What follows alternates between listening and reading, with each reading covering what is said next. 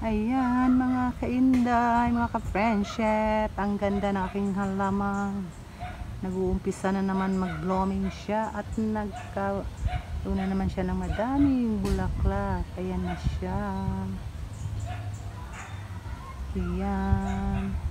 Ang ganda niya tingnan. Oh. Pag yan namulaklak lahat, ang ganda-ganda. Masaya ako sa halaman. Tinignan ko na wala ang aking pagod. Na walang aking stress. Ayan mga kainday. Oh, ang ganda-ganda. Ayan. Sa taas. Sa taas medyo hindi masyado, pero dito sa baba, sa may planggana. Sa planggana nilagay na tinanim ko, yan ang ganda niya. Namulaklak siya.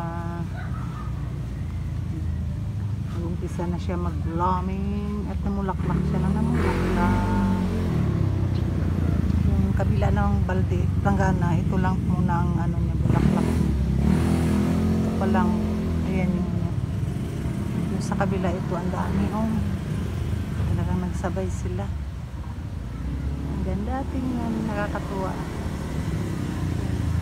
Ito walang halong ano to, puro lang yung isang kulay. Ah, may halo pala. Ito siya, oh. Fuchsia pink. Pink kaya ito, pinaka-pink. May red. Ito nag-uumpisa, hindi ko pa alam kung ano to. Ganun din palang kulay. Ayan siya, ang ganda. Nakakaganda. Sa ibabaw ko yung mga ano, nakapaso, hindi pa masyado. Ito pa lang sa baba, yung nasa baba sa planggana. Ayan. Ang ganda ng aking Vietnam rose. Ay, sana mamulaklak tong kabilaan, kaya ito yung inaabangan ko, yung isang planggana mga kainday ito, kasi halo-halo yung ano niya, mix color yan siya. Ito isahan lang.